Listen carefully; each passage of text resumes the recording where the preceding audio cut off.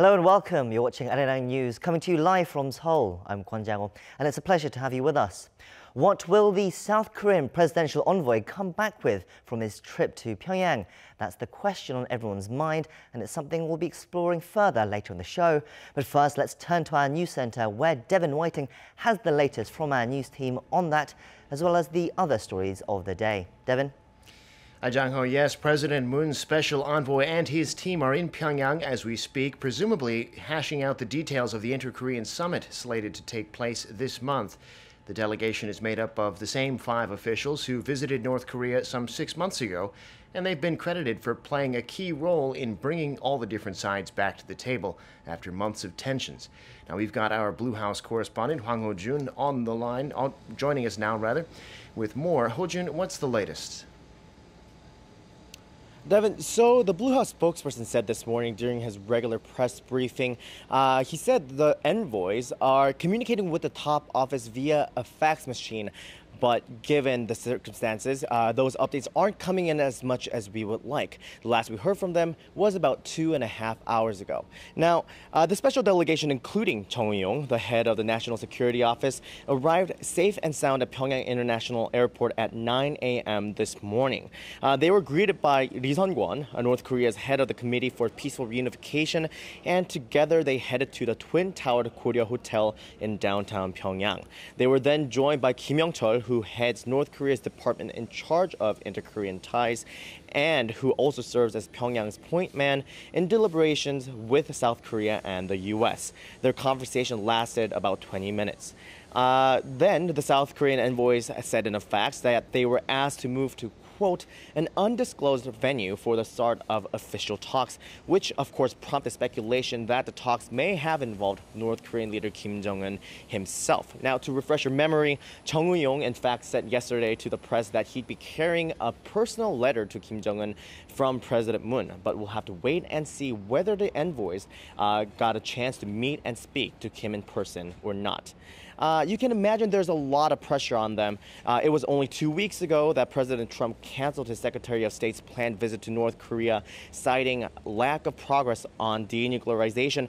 But we can at least expect 3 things from the envoys. 1, settling on a specific date and agenda for the upcoming Inter-Korean summit in Pyongyang this month, and negotiating ways to achieve, quote, a complete denuclearization of the Korean peninsula, and finally improving relations between the 2 Koreas by implementing the Panmunjom Declaration. Devin?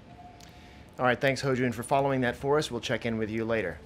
And meanwhile, it looks like there'll be another big meeting for the South Korean leader coming up soon. President Moon Jae-in spoke on the phone for nearly an hour Tuesday night, Korea time, with President Trump. They agreed to look into meeting one-on-one in New York later this month on the sidelines of the UN General Assembly. Go Yoon-hee has this report. Should President Moon attend the UN General Assembly in New York later this month, the presidents of South Korea and the U.S. could meet on the sidelines to hash out future strategies on issues regarding the Korean peninsula. Presidents Moon Jae-in and Donald Trump had a 50-minute phone call on Tuesday night, just a day before the South Korean envoys headed to Pyongyang to discuss the Inter-Korean summit that will be held in Pyongyang this month. According to the Blue House press release, President Moon briefed his U.S. counterpart on the reason for sending envoys to North Korea to discuss preparations for the 3rd summit between him and North Korean leader Kim Jong-un. Moon also emphasized the need for a fresh round of inter-Korean dialogue to reduce tensions between the 2 Koreas, which will ultimately contribute to denuclearization and the establishment of permanent peace on the Korean peninsula. However, after the phone conversation, the Blue House was cautious to confirm that President Moon will in fact attend the General Assembly, while White House spokesperson Sarah Sanders said the 2 leaders agreed to meet later this month. The Blue House said in a separate readout that the 2 leaders agreed to, quote, explore the idea of meeting in person on the sidelines of the General Assembly in New York. The phone conversation between the 2 presidents came less than 2 weeks after President Trump canceled U.S. Secretary of State Mike Pompeo's planned visit to Pyongyang, citing lack of progress on the denuclearization of the Korean peninsula. Ko Roon-hee, Arirang News. Also, just the day before the South Korean delegation left for Pyongyang, North Korea again called for the Korean War to be officially ended. The North's foreign ministry said through its official website on Tuesday that declaring an end to the Korean War is the first step to achieving peace on the peninsula, which it said would then also lead to improved ties with the U.S. According to the statement written by Kim Yong-guk, director of the ministry's Department and Peace Institute, unlike a peace treaty, which takes time and poses complicated problems, simply declaring the war over only takes political determination. The statement also demanded that Washington take corresponding action to the efforts made by Pyongyang to implement the Panmunjom Declaration and the Sentosa Agreement. North Korean leader Kim Jong-un paid tribute Tuesday at the funeral of a key contributor to his regime's missile program. According to the North's state-run media, Kim went to a memorial for Ju Kyu-chang, who died on Monday at the age of 89. It was Kim Jong-un's first public appearance in over a fortnight, prompting speculation that he was focused on getting ready for this coming Sunday's 70th anniversary of North Korea's founding. The man who died was former director of the North's defense ministry and played a major role in developing the regime's long-range missiles, including the Unha-2 and Unha-3. And for such involvement, he was sanctioned by the United States in 2013. And speaking of North Korea's big celebration this Sunday, it's now been confirmed that it will not be attended by Chinese President Xi Jinping. Instead, President Xi will be sending his right-hand man. Some say the Chinese leader is avoiding Pyongyang to prevent some potential diplomatic awkwardness. Lee Seung-jae has more. North Korea will celebrate the 70th anniversary of the regime's founding on Sunday.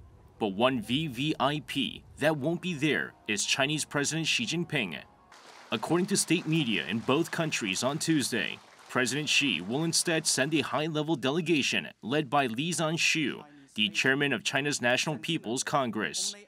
Li will travel to Pyongyang on Saturday, a day ahead of the celebrations, as President Xi's special envoy. Li, considered the third most powerful official in China and President Xi's right-hand man, will be the highest-level Chinese official to visit North Korea since President Xi came to power in 2012. In recent weeks, there had been speculation President Xi might attend these celebrations in what would have been his first visit to North Korea. The Chinese leader has met North Korean leader Kim Jong-un 3 times this year, but always in China. According to a former senior Chinese official, President Xi might believe he has little to gain from such a visit.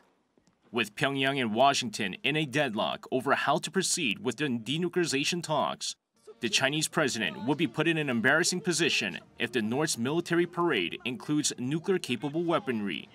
China has supported proposals encouraging Pyongyang to give up its nuclear arms. A visit would have also risked angering the U.S., which is strongly urging Beijing to maintain maximum pressure on North Korea. With or without President Xi's attendance, regional players, including China, are eager to see whether North Korea's military parade will include a display of intercontinental ballistic missiles. Experts say their absence from the streets of Pyongyang on Sunday would signal to the world that North Korea might be serious about denuclearizing. Lee Seung-jae, Arirang News. I'm Devin Whiting, and those are your news headlines.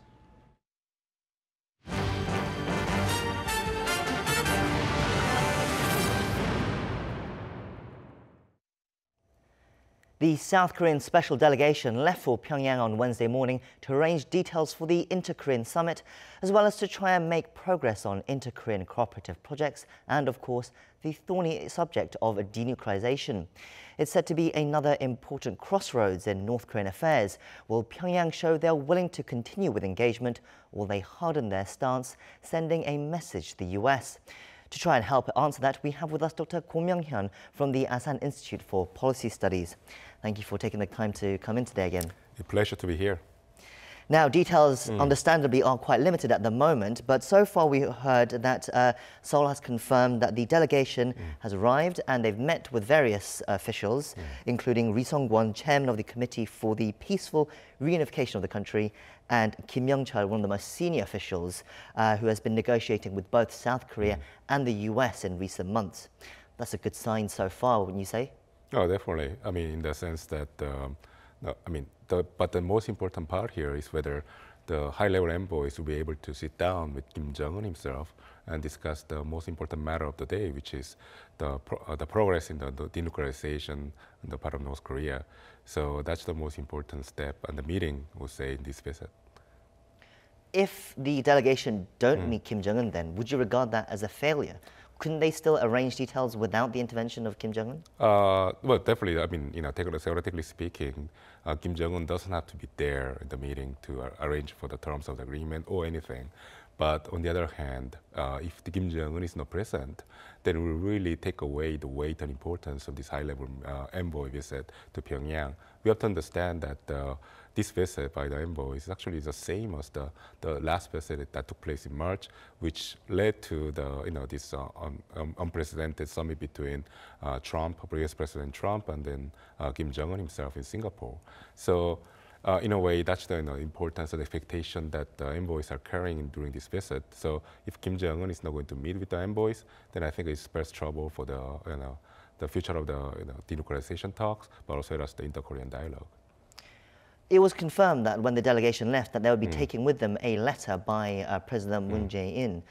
I mean, couldn't they potentially have some sort of communication by, again, letters? Because diplomacy with North Korea does seem to involve a lot of letters. Well, the reason why the envoys and also the North Koreans and the Americans are making this big show of showing the letters is because we understand that each of these process or like visits and meetings carry very important symbolic political meanings. So the letter symbolizes the level of discussion, also as how high the discussions are being conducted right now. So that's why the letters are being carried back and forth. But on the other hand, what really matters again is what's in there, the content of the letter. And we know for a fact that President Moon would like to in a way, not push by Kim Jong-un, but then goad Kim Jong-un to carry out some denuclearization steps to smooth the ongoing discussion with the United States. So exactly, I mean, the question is, what is in that letter? Because if President Moon, he needs to pressure North Korea at some point, doesn't he? Because especially President Moon himself, he's getting pressure from the US. That's right. I mean, the pressure is coming from all fronts. But then President Moon, in a way, he has to deliver on his own promise about developing the inter-Korean dialogue and achieving the denuclearization of North Korea. So in that sense, I think President Moon is not bound right now, in the sense that he would like to separate the inter-Korean dialogue from the denuclearization talks, because denuclearization talks is by default highly uncertain and risky, but he wants to develop the inter-Korean track as far and as fast as possible. So he would like to separate the two, but at the same time, the practical limitations implies that he cannot really go ahead with the inter-Korean dialogue without achieving progress in the denuclearization front. So it's right now, I think, at a stage where President Moon is putting the old, inter-Korean dialogue together with the denuclearization talks, so that, he, in a way, has to deliver on both fronts right now. Talking about pressure from the US, we see that in the fact that the day before this delegation goes to Pyongyang, President Moon himself has a phone call with US President Donald Trump, and that was supposed to have lasted for 50 minutes, which is quite long for these kind of talks between leaders. Can we consider this a final check, per se, before President Moon was sending the delegation to Pyongyang, and just to make sure that their message coordinates with South Korea and the US? Definitely. I mean, this is a very important it's actually a positive sign that the US and South Korea are coordinating their actions regarding North Korea, and at the same time also implies that both administrations are on the same page. But on the other hand, what troublesome, at least for me, is that President Trump is spending a lot of phone call time with President Moon, and that implies that there's no such a channel of communication right now between Pyongyang and Washington. So if Pyongyang and Washington had ongoing and channel of communication, then there'll be less need for President Trump to spend 50 minutes of his time to talk to President Moon about this. Of course, yes, but I'm sure both men have very busy schedules that they will be have difficult times to spend 50 minutes with. President Moon, during this conversation, is said to have stressed the importance of the inter-Korean relationship to Trump, saying that having good relations between the two Koreas will actually contribute to the denuclearization of North Korea as well. But do you think Moon Jae-in can convince Trump of that? Sure. I mean, I think President Moon's message to Washington has been very consistent, that the inter-Korean dialogue is, on the overall, is actually a net positive for the denuclearization talks between the United States and North Korea. So that's the reason why he wanted to go ahead with for example, like setting up the liaison's office in Kaesong, despite strong opposition and pressure coming from Washington. And I think by mentioning again the importance of inter-Korean dialogue in the context of the denuclearization of North Korea, President Moon is reminding President Trump again that inter-Korean dialogue has to proceed no matter what happens on the denuclearization front. So the last time Chung Eui-yong was sent to North Korea, he immediately afterwards went to Washington, and they had he briefed President Trump on what was discussed, and from there came the unexpected announcement that President Trump was going to hold summit talks with Kim Jong-un. I don't think we can expect anything like that this time. What do you think are some of the limitations that Chung has at these talks at this time?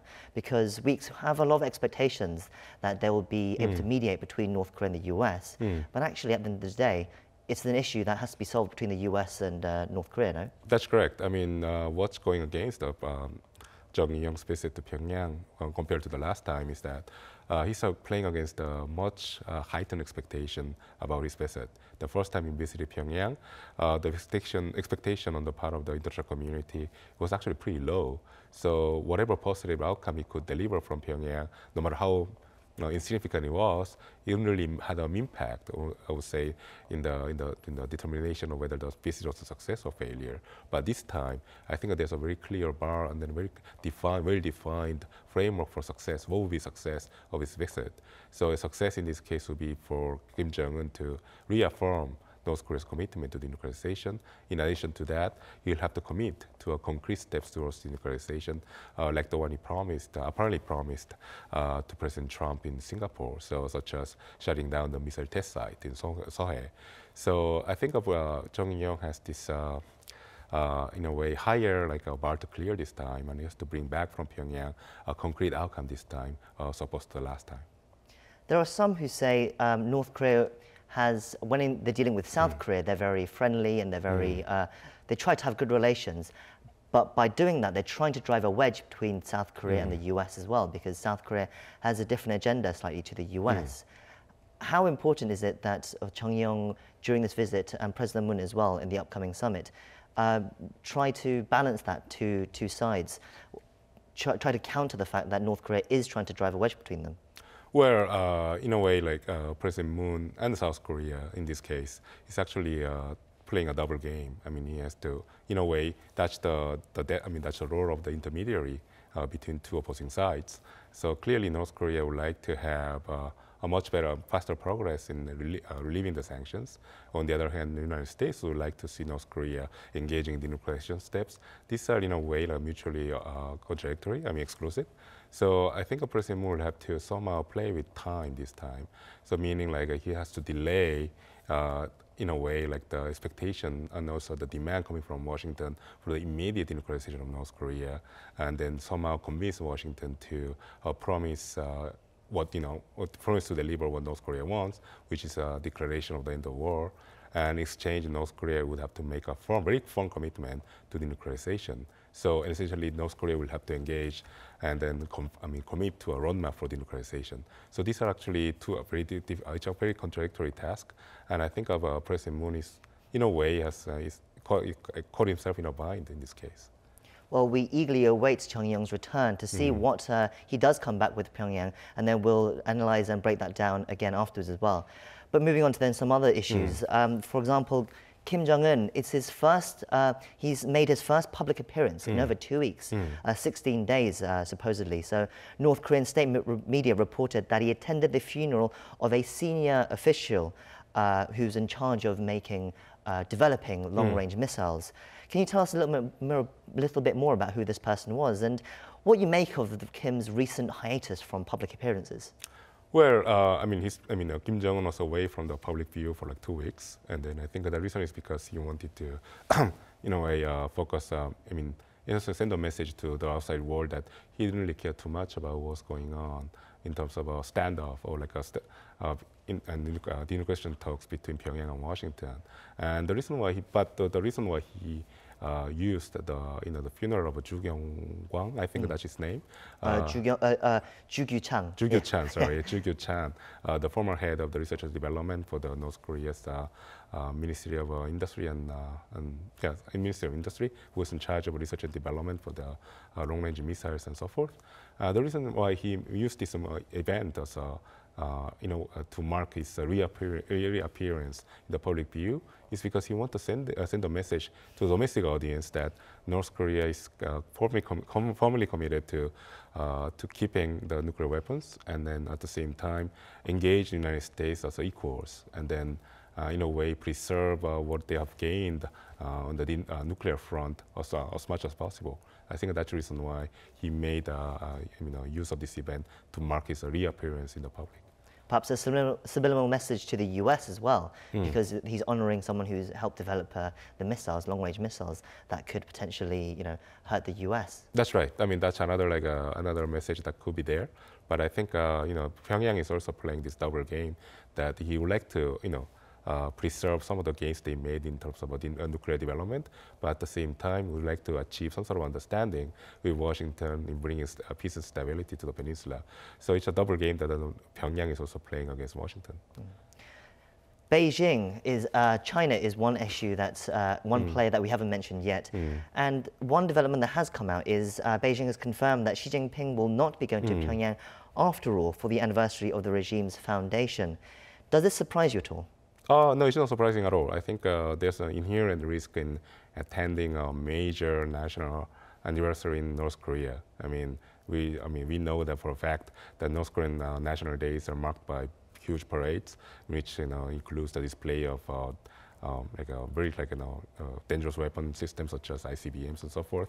And right now, I think Xi Jinping is also aware that given the fact that the U.S. and China are in a standoff over the trade issues, going to Pyongyang at this moment and appearing side by side with Kim Jong-un could send a very wrong message to Washington. Actually, even provide excuse for Washington to engage in a very hardline approach towards China. So I think that's the reason why Xi Jinping decided not to go to Pyongyang this time. Beijing have said they will be sending a different official, Li Zhanshu, one of Xi Jinping's top officials, to the events.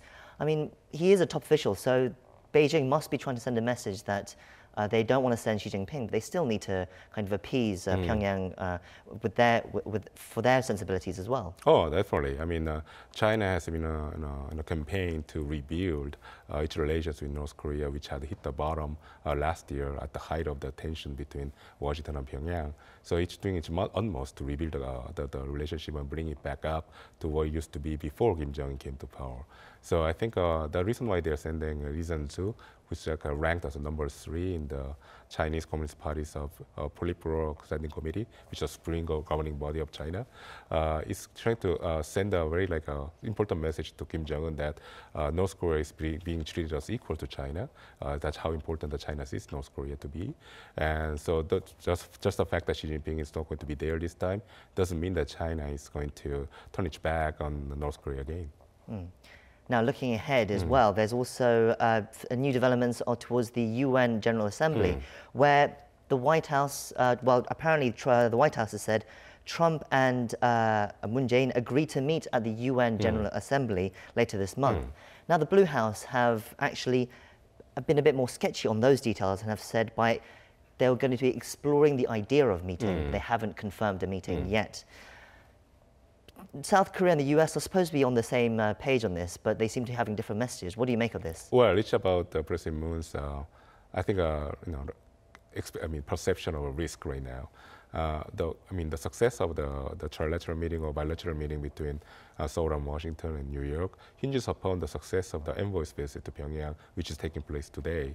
So if, for instance, the envoys are able to meet with Kim Jong-un and come out come out with a firm commitment on part of Kim Jong-un to denuclearization, then I think President Moon can fly to New York and meet with Trump and talk about, talking about like some sort of declaration of the end of the war jointly with the United States. But if the envoy's visit turns out to be not a success, but like not a failure, but not a success either, then if President Moon flies to New York and sits down with President Trump, there's some chance that President Trump might pressure President Moon to confirm or commit explicitly to the idea that denuclearization should come first before signing the declaration of the end of the war. So in that sense, I think President Moon is trying to avoid getting caught in a bind. Well, interesting. We'll keep an eye on all those developments. Thank you for coming in today and sharing us your insights. My pleasure. That's all from me for now, but I will be back tomorrow as we break down the outcome of that South Korean delegation's visit to Pyongyang with other expert guests as well. Be sure to tune in then. Thank you for watching and goodbye for now.